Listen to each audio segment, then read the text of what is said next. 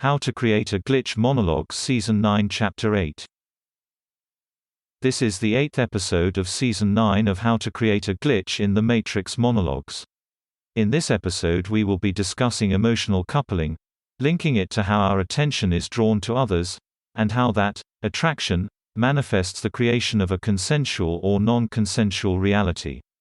As explained in a previous podcast, when the tonic and dominant interact, whether we are talking about a man and a woman, respectively, or a woman and a man, respectively, or two men, or two women, the result is the linking of the tonic's attention to the intentions of the dominant. This manifests as attraction, the mutual, uninterrupted creation of a gateway. This gateway compels the will, draws these two together for a physical expression of that intimacy. Now, the expression of that attraction can be consensual, or it can be non-consensual. The nature of the expression determines the nature of the reality which follows. Which is to say, that ordinary coupling between two actors results in a consensual pairing, which preserves the attributes of dominance in the actor, deeper, more masculine voice, features. But that's not the end of the discussion. Ordinarily, social hierarchy is physiologically anchored, not socially constructed. Thus, plastic attributes that represent signifying social cues of dominance are typically held by specific individuals and preserved in the consensual reality. But, when individuals possess the capacity to relinquish and resurrect these qualities, it means they can exist in a state of dominance in one moment and not the next. This means that these attributes of dominance are fluid and mobile, shifting from one individual to another. In such a case, reality is as likely to be consensual as it is to be non-consensual.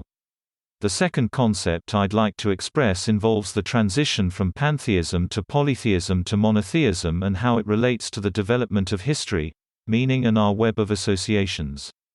First of all, in the earliest form, religion is pantheistic, which is to say all is one.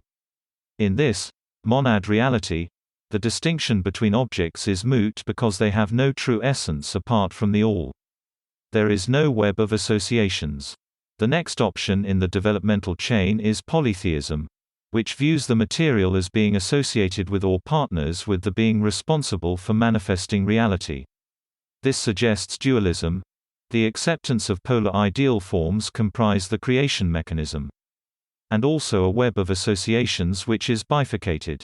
Finally, comes monotheism, the notion that there is only one immanent being which creates all things. This suggests a unitary reality, comprised of a complex web of individualized associations.